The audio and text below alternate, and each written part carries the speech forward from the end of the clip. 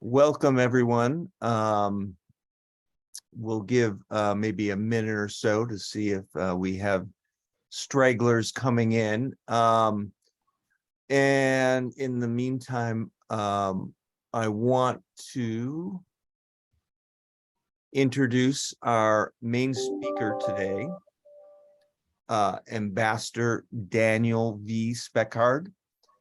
He is the president and CEO of Corus International, which is an ensemble of organizations including Lutheran World Relief and IMA World Health. Corus is active in 35 countries around the world, with a current focus in Ukraine. A former U.S. ambassador to Greece and Belarus, Ambassador Speckhard has had a long and distinguished career in government service under both Republican and Democratic administrations. His previous positions have included serving as Deputy Assistant Secretary General at NATO and Deputy Chief of Mission in Iraq. He was also recently in Ukraine to oversee the work of Corus International, and he will be sharing with us today his reflections on that trip, information about his organization's work, and his assessment of the general humanitarian situation in Ukraine today. And I think that's very important because we see a lot in the news about the military campaigns ongoing in Ukraine, but we don't hear as much about the humanitarian impact of what's happening.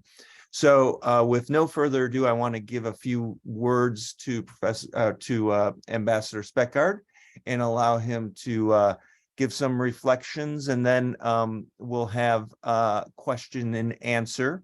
I'll be moderating the questions, so as questions come about, please put them in the chat and I will try to get to them. Ambassador Speckhard. Thank you. It's a real pleasure to be with you, Professor, and a great opportunity to talk more about the situation in Ukraine on the humanitarian side. I appreciate your interest and focus on that, given the great suffering that's happening there by so many people. As you mentioned, I just returned from over a week in the country and traveled all throughout the country, from the western all the way to 40 miles near the front. And what you see in that country is a huge humanitarian challenge, with 7 million people displaced internally, over 15 million in need of humanitarian assistance. Many of the IDPs have left their homes with essentially nothing but what they could carry. I won't share pictures today with you, but it's easy to go online. And what I saw there was just the enormous devastation of the residential areas and the places where people live. You know, the block apartment buildings just completely crushed from artillery and tank fire, one after the other, as if they were almost the frontline defenses against the Russian forces. And it's going to take literally years to rebuild that. Many people have to move because of the war, and not just the ones having lost their apartments and houses, but also because of the essential services being cut out in those areas and the additional risk of that. So many have moved throughout the country. They're staying in places without heat or hot water.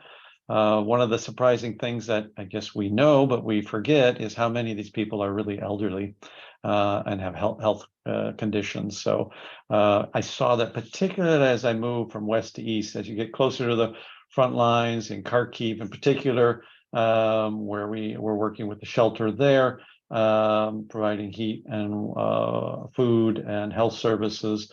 When I was in the West, there were lots of children, younger families, middle-aged people. When I was in the East, these people were in their 60s, 70s, 80s.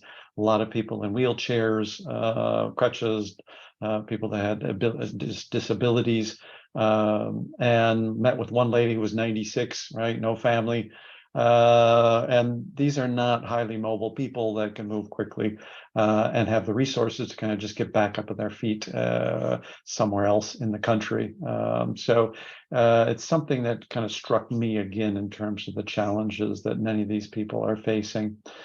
Humanitarian aid is flowing, but it's weak in getting to these recently liberated areas. So if you're, in western parts of Ukraine or in Kiev, you'll find a lot more services, but it's hard as you get closer to the front. Many of the hospitals are not functioning. The health services aren't operating. The health clinics aren't working. The heat is not working. Obviously, the water in many of these places aren't working, and they're having to go to central places to get water. And where we just, for instance, one example was our team has just been doing assessment in Kupiansk, and people in the street were coming up to them and asking, because they could see they had humanitarian vests on, and asking them for bread, right? This is how serious it is. The mine situation is also something we forget about. The whole place has been mined. So when they try to restore the infrastructure, for instance, and go to a tower, we were meeting with the emergency services, and they had just lost 2 deminers who had tried to clear the path to the electrical tower where they could repair the lines, gone back 10 times, but missed one anti-tank landmine and blew up the deminers. So and that's all the deminers, the experts. Then, of course, you have the electrical crews that have to go into these places.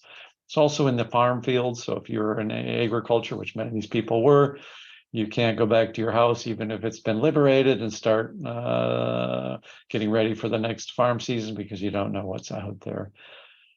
Last thing I'll mention, to kind of just get us started, Sean, is the healthcare issues.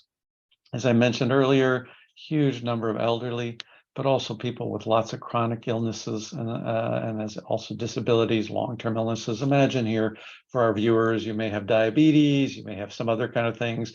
How many medicines anybody in our country over 40 starts already taking? They're not available, right? So we're providing health services. Corus International is with a local partner there, doing what we can, but what you find is that we can provide maybe 5 days, 6 days as we go through these different areas of medicines to help them get started. But what happens after we leave, right? Where are they going to get that longer term medical support, and particularly the pharmaceuticals?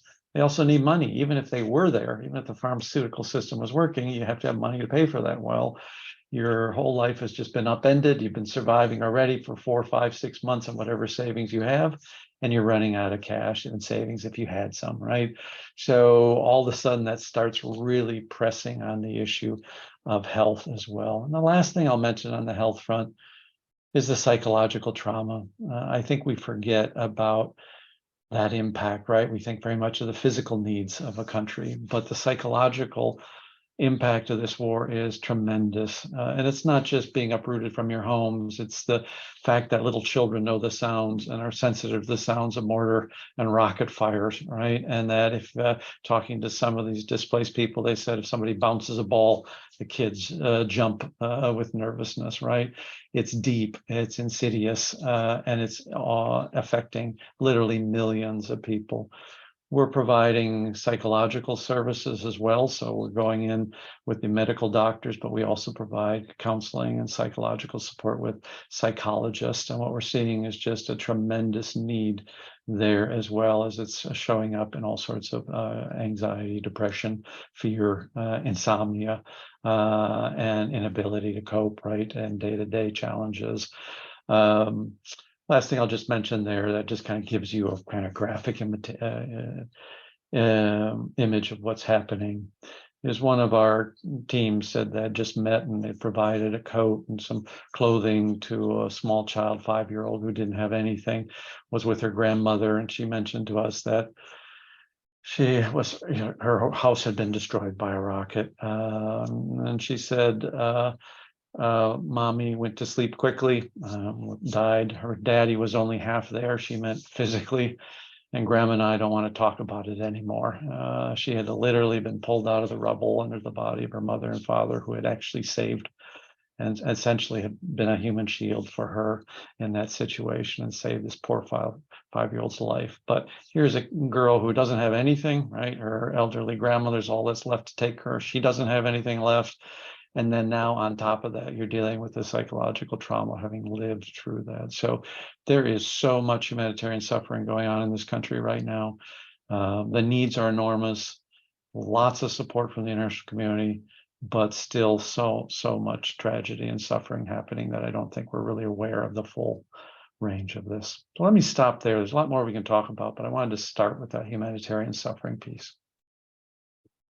Thank you. That is very worrisome to hear. I think, in terms of we see so often in the news that Ukraine's military is making all these gains, but I think the situation you describe is much more dire than most people know, and it brings up a question about the recent bombings of infrastructure that the Russian military has undertaken. It doesn't necessarily impact the front line of offenses and counteroffenses, but I'm wondering if you noted that it was having serious debilitating impact on Ukrainians themselves. Yeah, well, it is. And start, in fact, with the psychological impact. We were in Rivne, which is kind of in the north, about 100 kilometers from Belarus, relatively safe place in a sheltered area there that we were supporting the displaced people far from the front lines. But what was happening is the rocket attacks were starting to attack areas close by the shelter. And the displaced women there were telling me with a huge amount of angst and nervousness that they had fled so far from their homes to get away from this, and now they're waking up in the middle of the night to the sounds of rockets, right?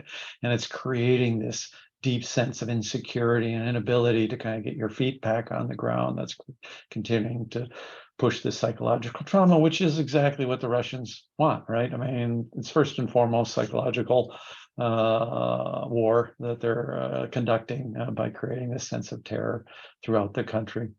But it's much deeper than that, right? I know in the news you hear about all the issues related to electricity and heat. That's the first and primary thing, right? One of those physical needs is to be warm in the winter, and the winter is coming, and it's getting very cold, and it's going to be a real challenge, right, for these people.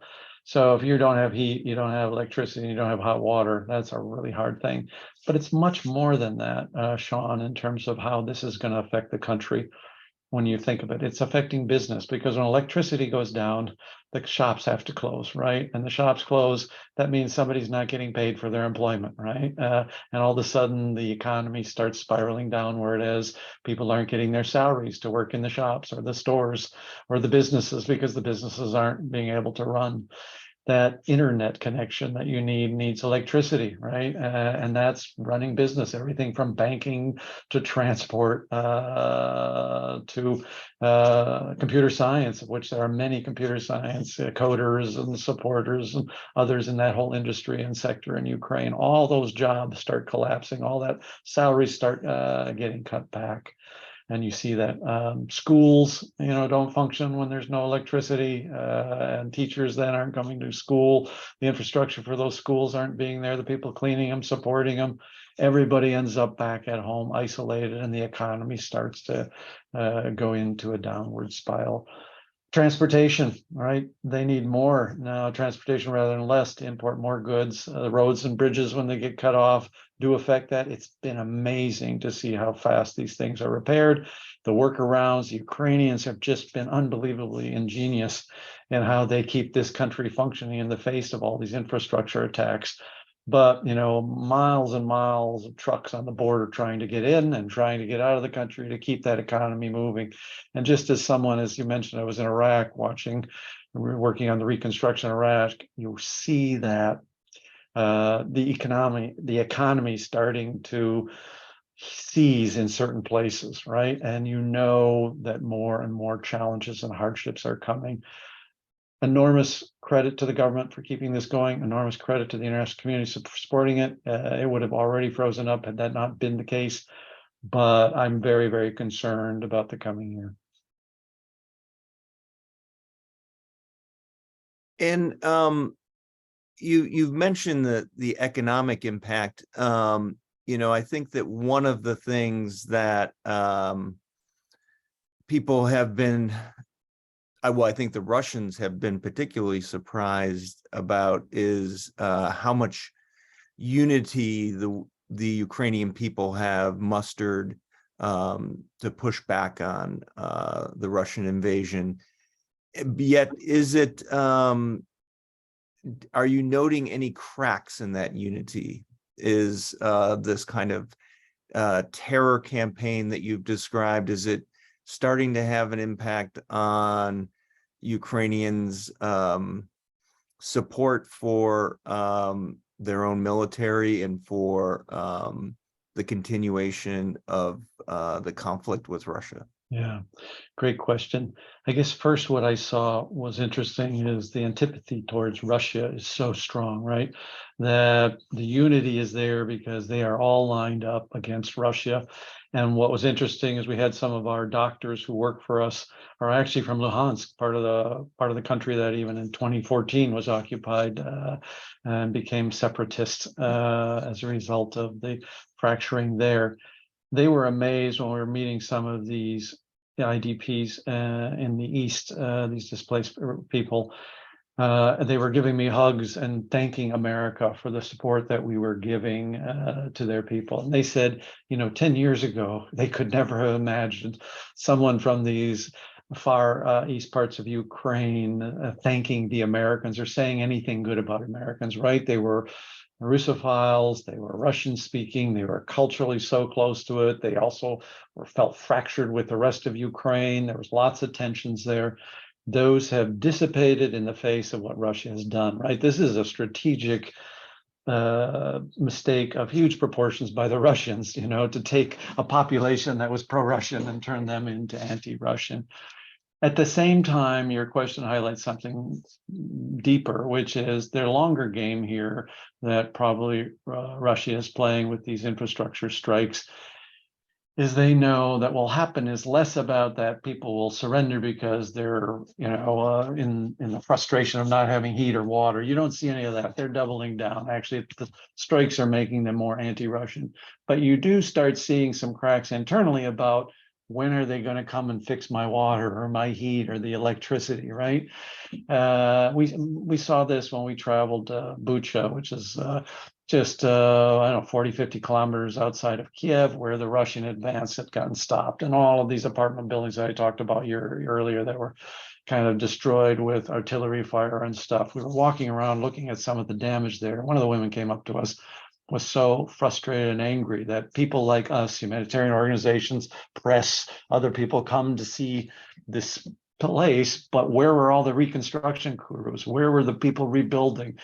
They had saved Kyiv, she said, and now what was Kyiv doing for them, right? And so that's just kind of the beginning of this crack that I worry about, which is it won't be, oh, we are going to give up and surrender to Russia, but it'll start blaming their own government on the reconstruction and economic side. Doesn't extend to the military. Man, they are all in and supporting their troops as they should be. These people are heroic in conditions at the front lines, men and women fighting there. They are 100%. But what I could see is that not now. Unity is still very strong, but let's go through another winter. Let's have another 18 billion of European loans come into the country, another billion or two of US support. And the people are going to say, where's my part of that $1 billion or $18 billion? Why don't I have why isn't my apartment getting rebuilt? Why is my road still like this? And so I think they're going to be able to do a good job with those resources that are coming in to keeping the country running.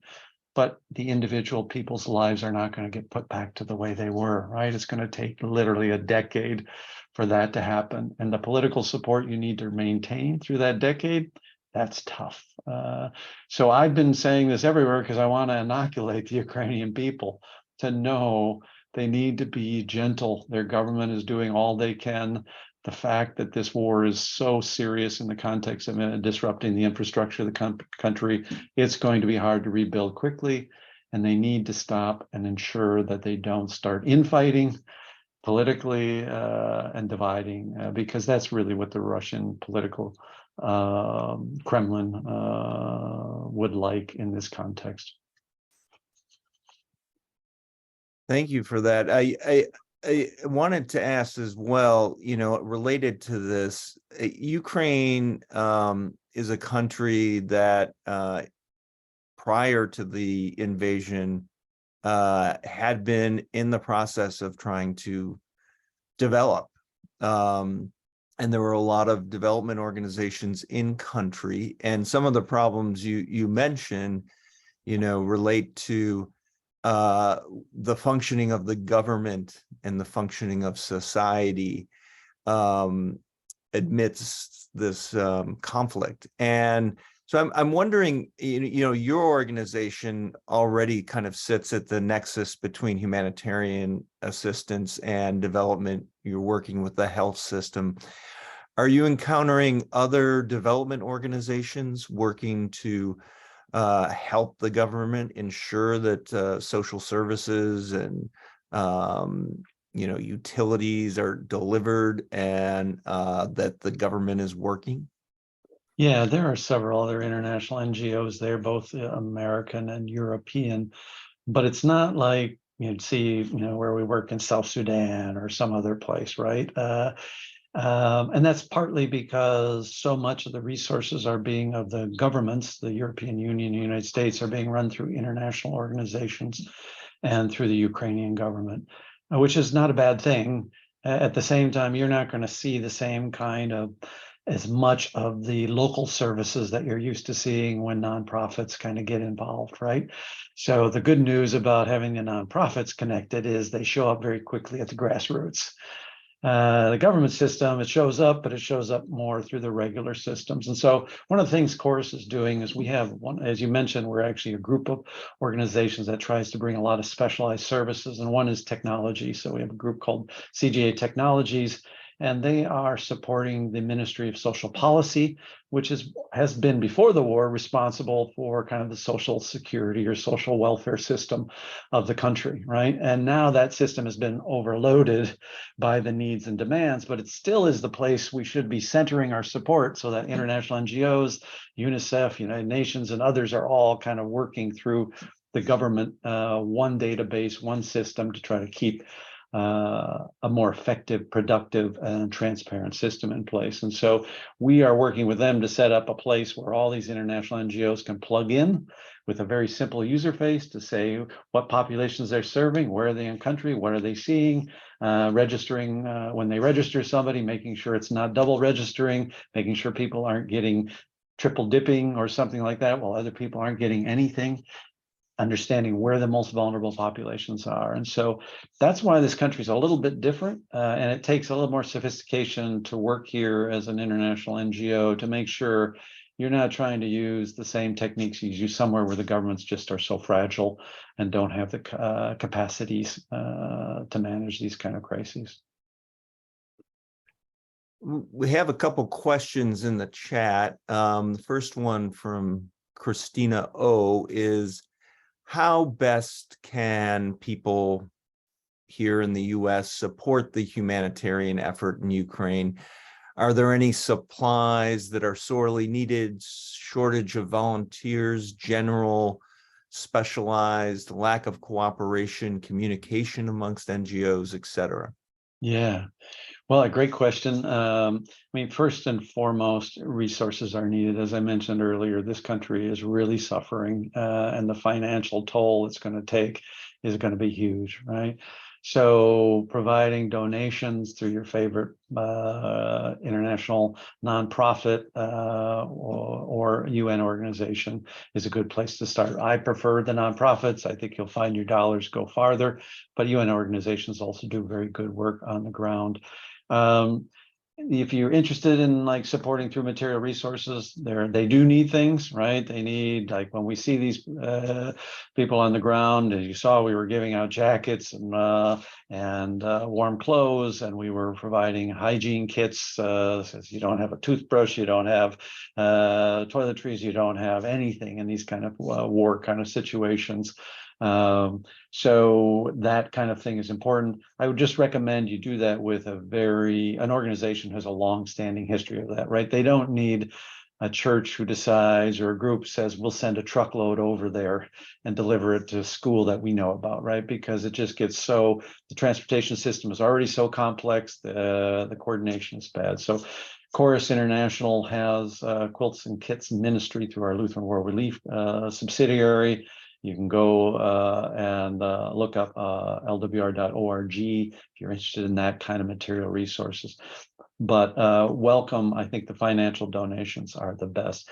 Keeping yourself informed. So if you're listening to this, that's already a huge, huge piece of this, because the reality is these kind of things are about interest and relationships, right? This is about making sure enough attention stays on the situation of these suffering people, and then the world will respond. But if the attention disappears, the money disappears, the response disappears. So your ability to work your networks, your social networks, make sure you're sharing information, make sure you're informed about what's going on there, is also equally powerful about how that we can make a difference and we need to stay connected to this country for more than just a 6-month, kind of dynamic. Sean, in fact, I know you got more questions, but the last thing I'll say here is the tricky part comes when the fighting stops, right? That's what we're all praying for. That's what we all want to see. The suffering, when that happens, would be great.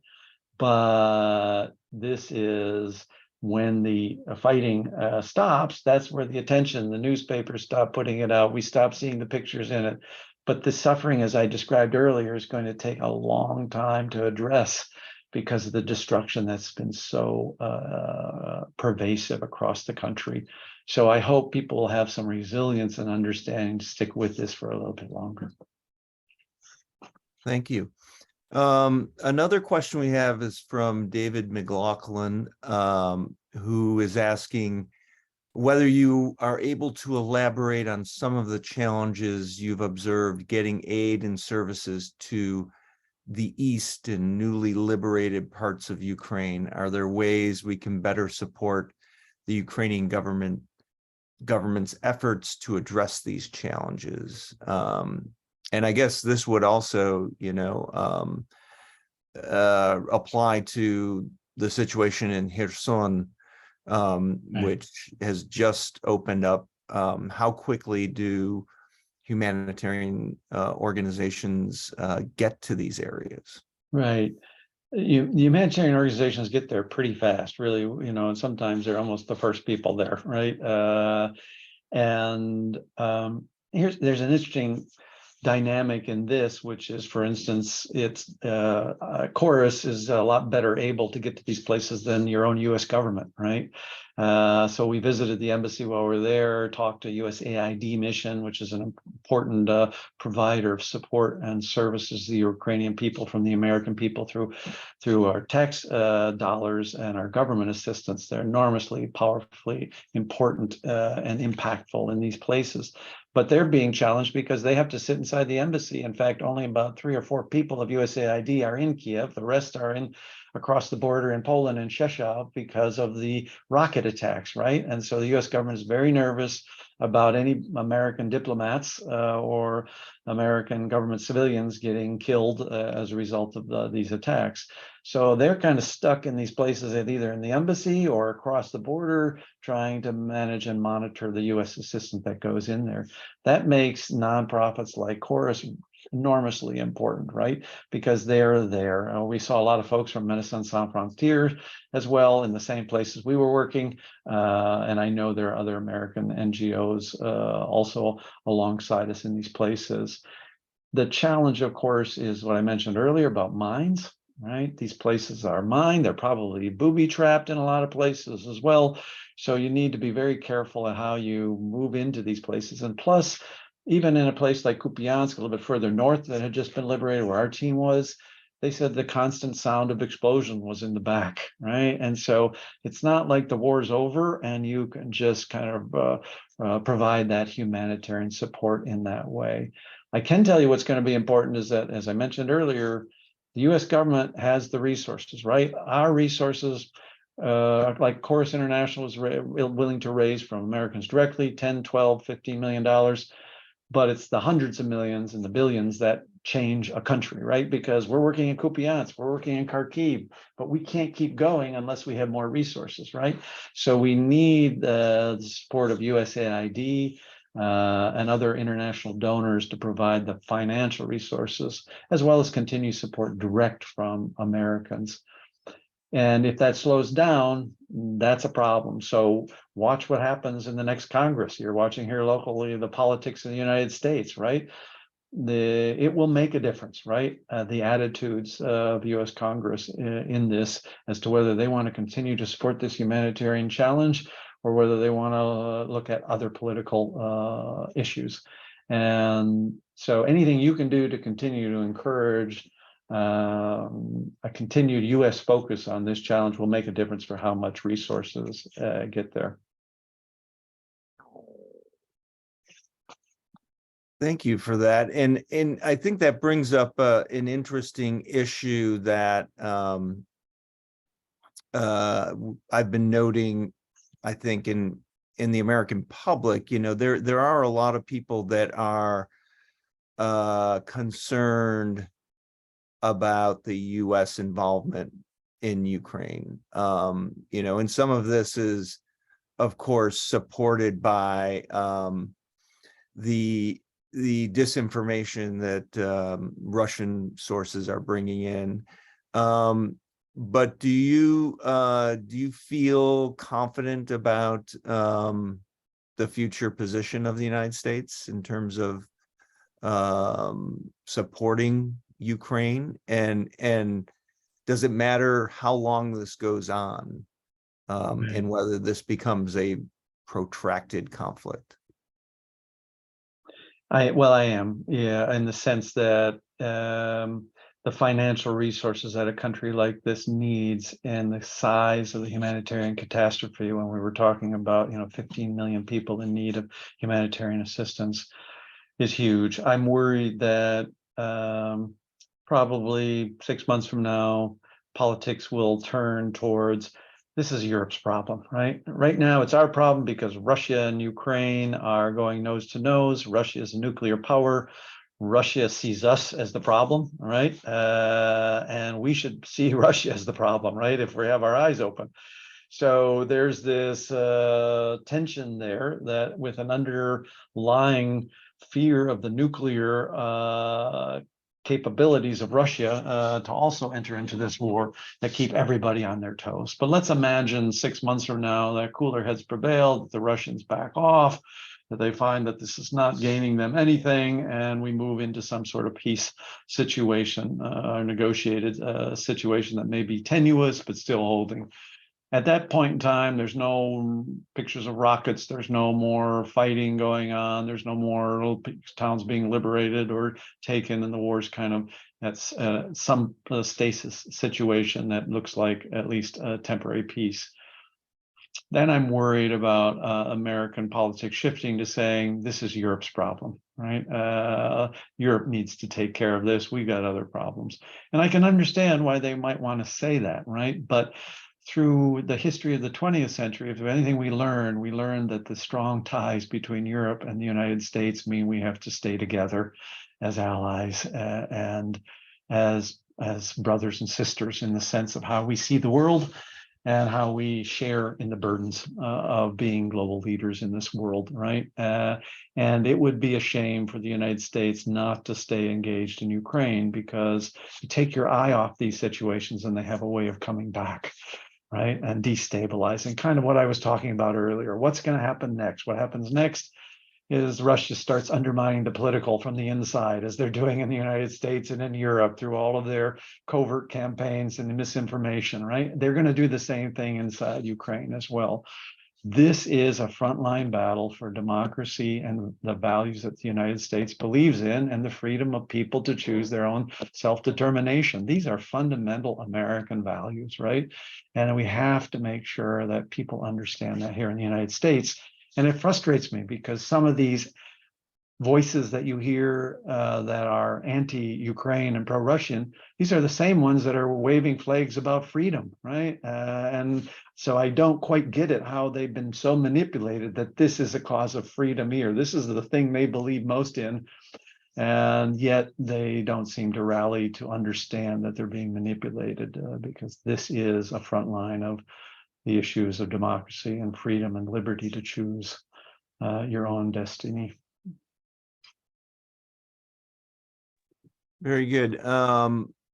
We have a question about whether you're able to speak to any fallout from the war in terms of human rights situation in the country.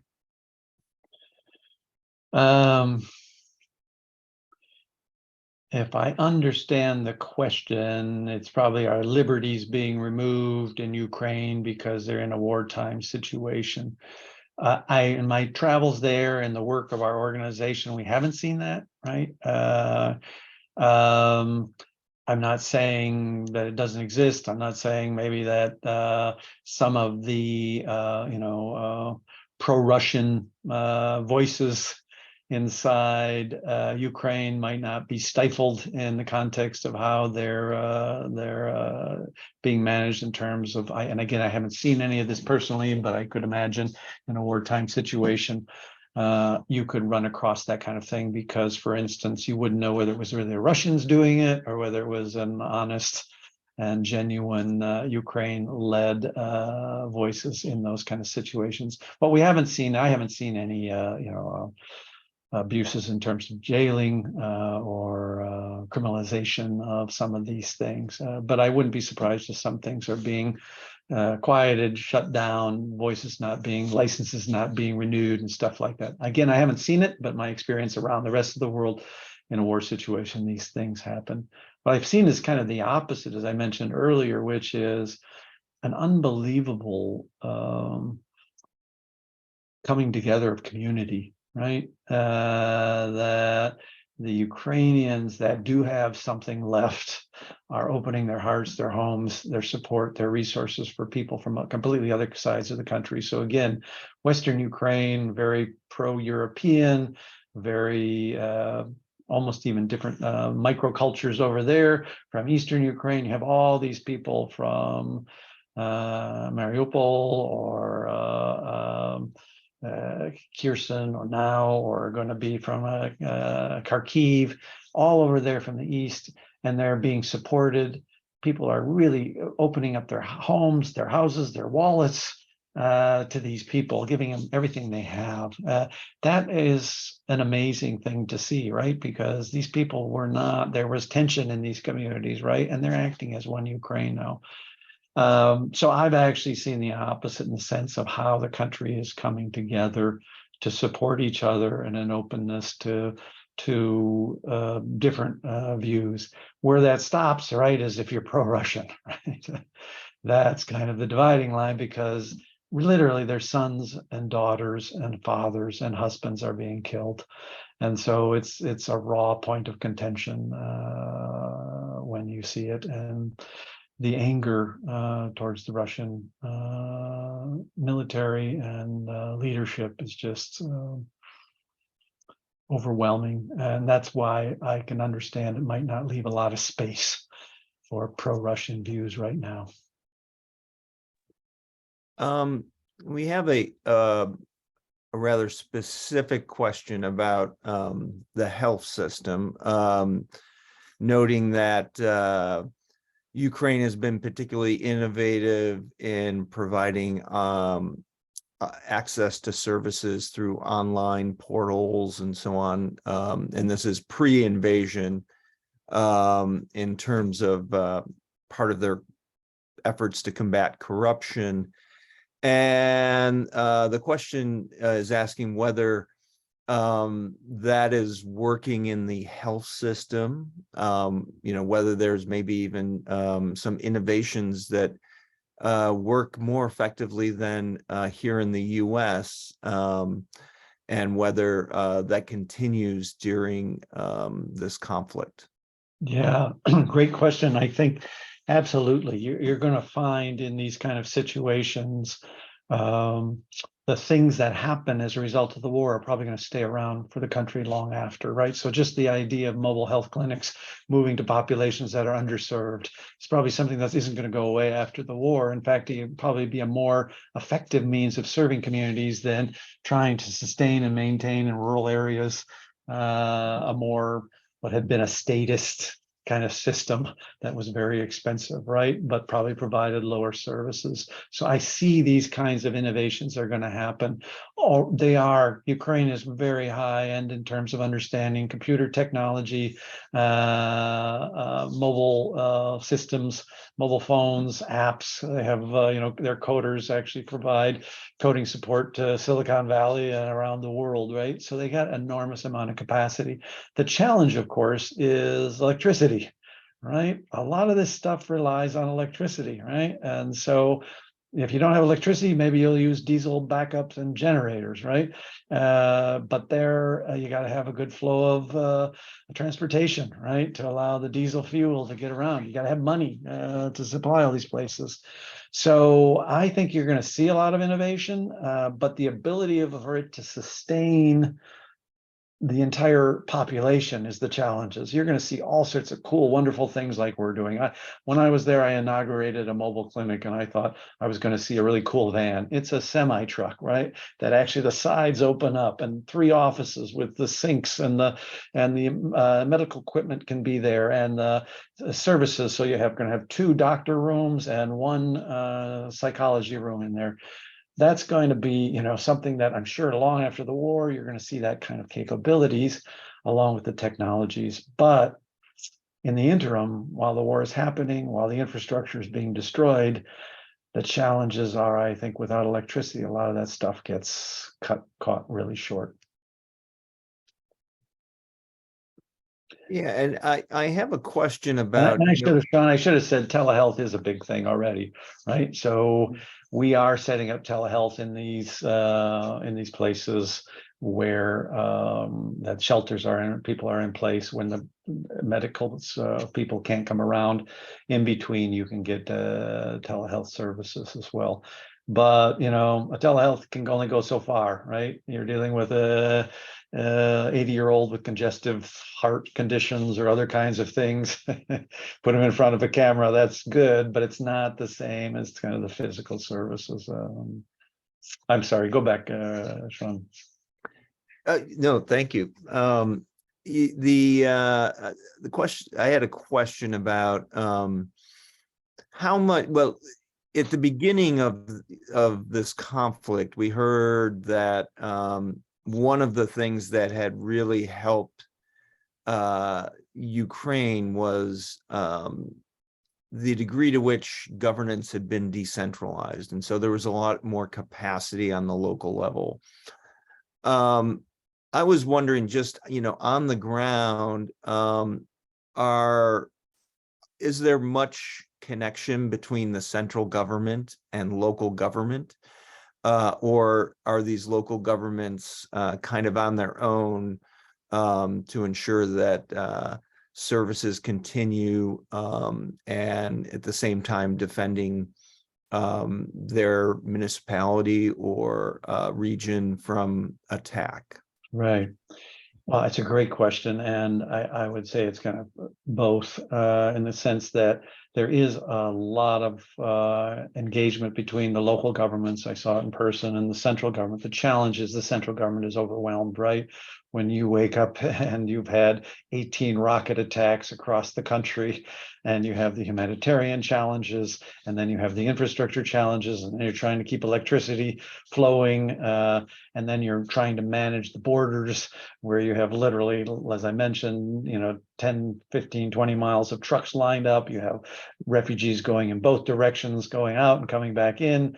The number, and you have the crisis in education, you have the crisis in banking, you have the crisis in this. You're a government who is already kind of an evolving government in terms of you've only been a non-Soviet country since 1990 in the communist system. That's not a lot of time to help build these kind of new systems in place, right? So it's not for lack of communication and people answering phones and talking, it's the capacity to really do much. So what we saw is local governments are really stepping up, which is a good thing, right? It's a continuation of what you described. The influence of these local governors, the local institutions there are really important. We met with the emergency services folks out in Kharkiv, the work they're doing in partnership with their local government to kind of ensure that the health services get restored, working with the infrastructure people in the local area to figure out where heat is needed first and foremost, where the water is most important, where the electricity should be put back, trying to that kind of communication at a local level. I was impressed, right? It's still chaotic in the sense that anytime you're in that kind of situation, but these people were doing a Herculean job in that. And that was, I thought, something important. The problem, of course, is when you move even further to the liberated areas and you had a governor who was put in place, or a mayor or something, by the occupying forces, right? That's not going to work, right? And so now you have to figure out what's the local governance system in this just liberated area. And that's where it's just so fragile, right? That's where our teams move in and work, but you don't really have a structure yet in place that's strong. And you have a lot of built up anger over, as people tried to survive in these situations, who was a collaborator, who wasn't, and this kind of stuff. And the politics gets very murky very quick, and the situation gets difficult. There is where it really kind of breaks down politically. Rest of the country, I'm pretty impressed that the local authorities are stepping up, and that's going to actually be a positive thing for the country over its longer term. You're going to have found that decentralization, having moved away from the communist system, is actually going to really solidify. Yeah, you bring up a really interesting question about how I'm curious how the Ukrainian government handles that situation. Let's say now in Kherson, which is exactly a place that had a Russian installed governor. Does the central government quickly work to try to establish new interim local authorities?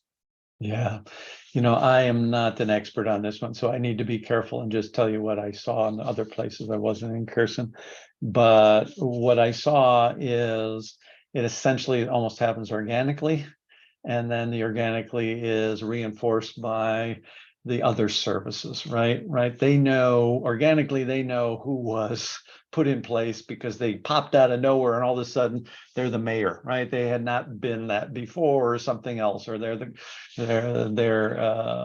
head of the police or something else. They knew who was pushed into these places because they were a Russian. They were trying to make their hay during the Russian times, or the Russians forced them into it. Those people quickly are pushed aside. They've lost their legitimacy instantly the day that place is liberated. Most of them leave on their own in terms of what I saw.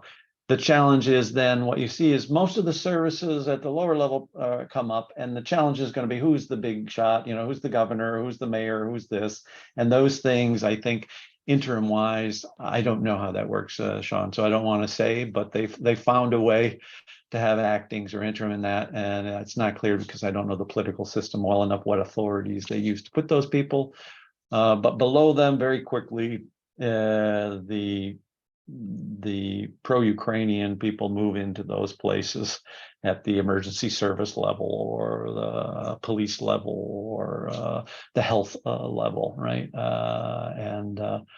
But it's complicated, right? And it's going to get more complicated as you move further east if they continue to have success into places that maybe weren't part of the new war. What happens when you get to territory that's been occupied since 2014? That's an interesting question, something that I can't speculate on.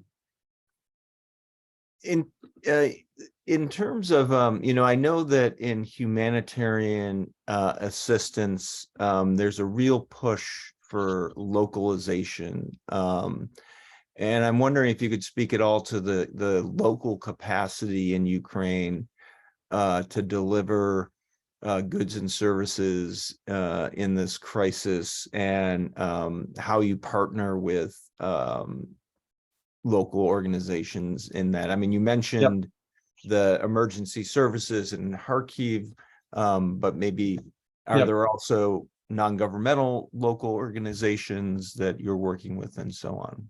Absolutely. And for those of your listeners who are interested in humanitarian assistance, this is, to me, one of the most important principles you've raised. Please support organizations that believe in supporting local capacity building, supporting working through local organizations, support strengthening local systems, including government systems, and leaving something behind after the natural or human catastrophe is over.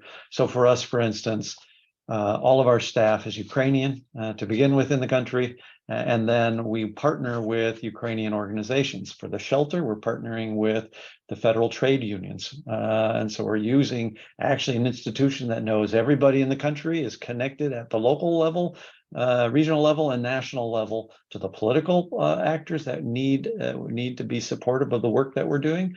But they also have resources, right? They have resources in the sense of they are the collective of all the workers in that country, and they also have what we're using for shelters are their what they called their sanatoriums. They're summer places that during the Soviet times people would go. You get a voucher for your 1 week vacation because you're at the whatever union, and you'd go and spend it in Morshine.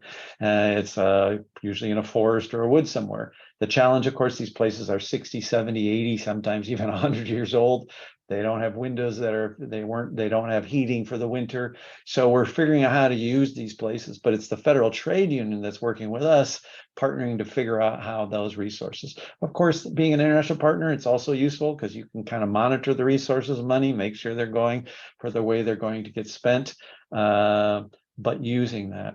On the health side, we're partnering with an organization called Infection Control of Ukraine. It was set up by doctors and nurses to help during COVID times, right? When COVID resources were coming in. But they're a nonprofit. We partner with them. We have our own Ukrainian doctors, which are our program managers, which manage the resources and money, help ensure we understand the prioritization and the effectiveness and tracking and the monitoring and reporting and making sure no money is lost. But it's actually, again, the Ukrainian nonprofit who is actually out there providing the services in these shelters, who are doing both the physical medical work as well as the psychological medical work. And we use those. And those are the truck that we bought, right? It's run by the Infection Control of Ukraine nonprofit, right? And we fully anticipate at the end of that time, those resources will become part of Ukrainian civic society, or the federal trade unions, for instance, will actually be built up with capacity during that time. They'll have better understanding of how to support workers in that country in all kinds of needs, as opposed to just in negotiating, wages or something like that with businesses or governments. So I'm excited about what you asked about. I'm excited about the way we're doing it, and I think everybody should be thinking that same way. That's great to hear. I just want to let everyone know we have about 8 minutes left. So if you have a question, please put it in the chat so we can make sure that it's heard before the end of our meeting. One thing that I thought was important, there was a question about the quilts and kits that you provide through Lutheran World Relief. How do you deliver those? Do you deliver those through local partners as well? Yes, it's all delivered through local partners as well. So in these shelters that we're working with the federal trade unions, they weren't set up for winter. So in the communities that were there, that's where those resources go. They go to centers where IDPs are coming in. We also share them with other NGOs and government agencies when they say we have a need. We have a new population. We have 30,000 new people who've just been liberated. They have nothing. We're not there. Other organizations will ask us, and we'll turn over those resources to them to get them delivered in those situations. So the idea is, again, there's something here also we try to do these ways. Human dignity is an enormously important concept in humanitarian assistance, right? So we like to make it part. It's not like you come up with a truck and you just in general start doing that. Sometimes you have to if it's just, literally days after the liberation.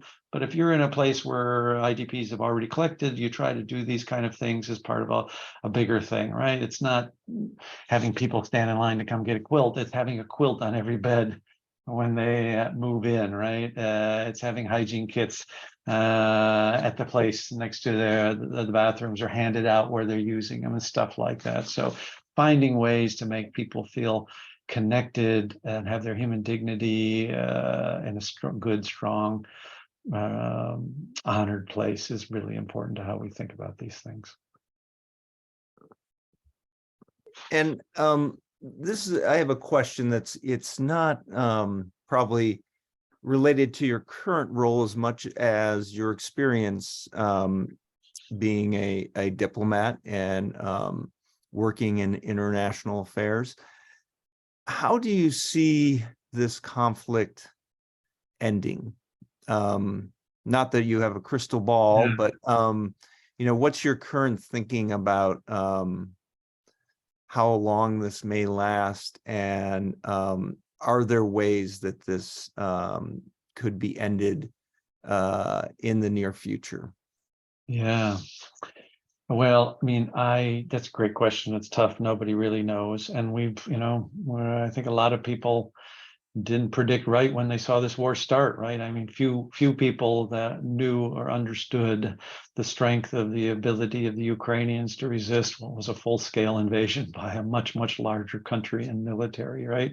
And they were able to stop them in their tracks when they got close to Kiev. But that was an amazing thing, right? And it was an amazing thing in part also by the Russian weakness on the military front in terms of some of their false assumptions as to how they thought Ukraine was just going to welcome them at some point.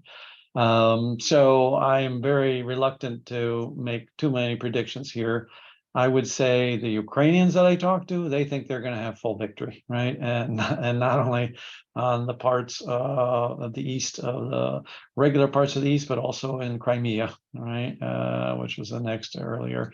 That's their view of the world. And if you talk to almost anybody, that's what they think. And they see their military having success, and that's what they hope for. I think as we kind of continue to watch this grind on from the outside, and you see additional weapons coming in to Russia from places like Iran, North Korea, and you see the US providing additional weapons. The part that I worry about is this becomes a proxy for a bigger battle in all the places in the rest of the world where I see that happening. It makes peace harder as it becomes externalized, if I can use that word, right? And so let's hope that we can contain that because that only means more destruction probably for the infrastructure in Ukraine and more civilian casualties. I think what most people probably think is at some point this will slow down, right? Well, the Ukrainians will realize how far they were able to go, and there'll be a need to go to a table to talk about a temporary peace. I'm not saying Ukraine should give up any of its territory or anything like that. I'm saying take a breath. The humanitarian catastrophe their country has suffered has been so immense. The continuing rocket attacks into all of these urban areas across the country and the damage to the live economy, the infrastructure of the country becomes pretty high. That at some point in time, maybe Ukraine will say, we need to take a breath here. When that happens, it starts looking like the frozen conflicts that you're probably familiar with somewhere else, whether it's in Georgia or whether in Abkhazia or whether it's a place like Moldova and Transnistria, right? This is an old technique that the Russians have used, right? So it's not one I want to see, but it's one that the pattern has existed before. So you can make some predictions based on those past patterns that seems to have satisfied the Russians in those places, and they continue to cause problems. Of course, the problem with that is the Russians are going to kind of interfere continually in the politics of Ukraine, undermining it, as I mentioned earlier. So I think there's a long-term threat from Russia, regardless of whether this ends up one way or the other. It's just hard to see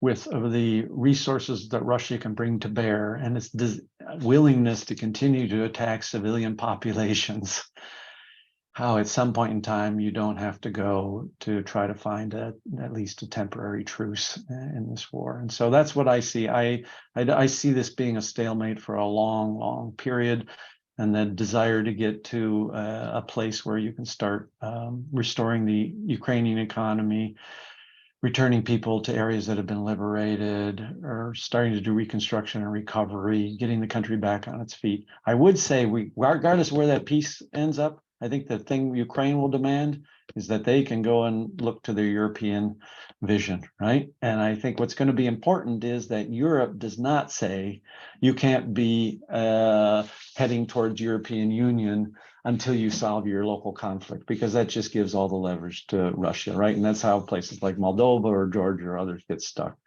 So I would only say that the United States and Europe have to be very strong in saying your Western desires and your modernization and democratic ideals, we are not going to slow down your trajectory for the fact that maybe part of your country is still under Russian occupation.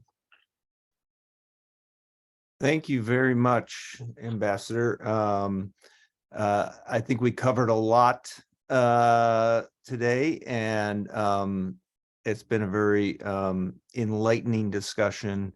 I hope the audience also enjoyed it. And I think that the Ponars Eurasia mentioned they're going to record it, and so hopefully it will be accessible to those who were not able to attend as well. But thank you again, and we wish you all the best with the great work that you're overseeing at Corus International.